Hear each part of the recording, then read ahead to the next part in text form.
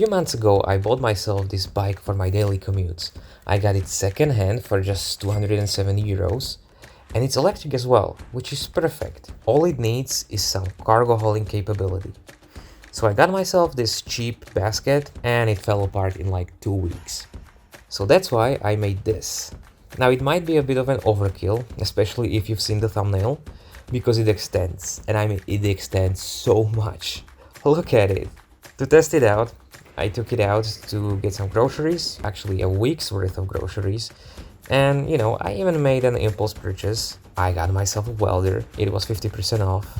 Don't judge me, please. I don't even know why they sell welders in the grocery stores anyway. As you can see, it all fits like a glove, and at more than 17 kilograms, you can definitely feel the weight.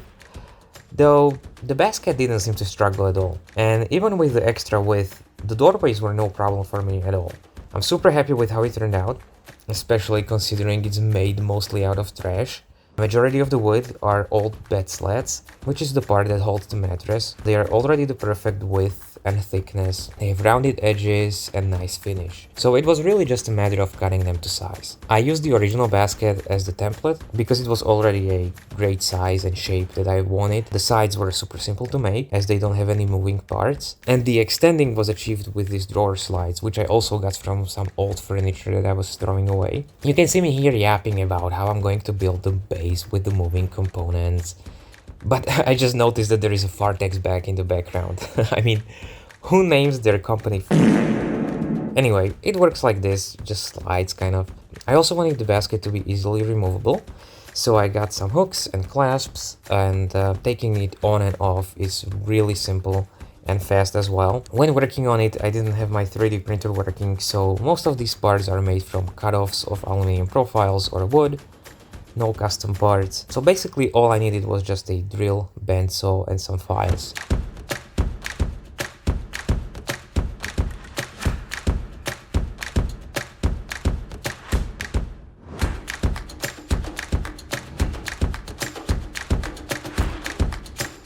These clasps are actually meant to be in a vertical orientation, making them a bit loose, so I had to add this locking pin as well, and this made it really secure, no wobbling whatsoever.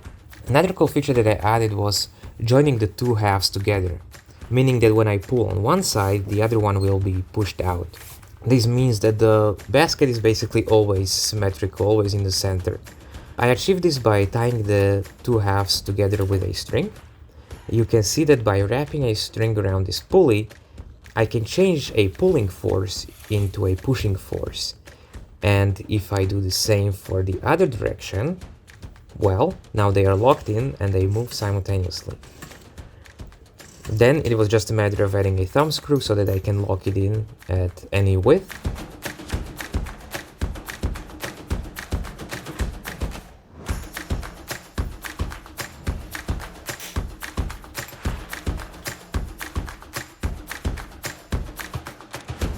And that was pretty much done.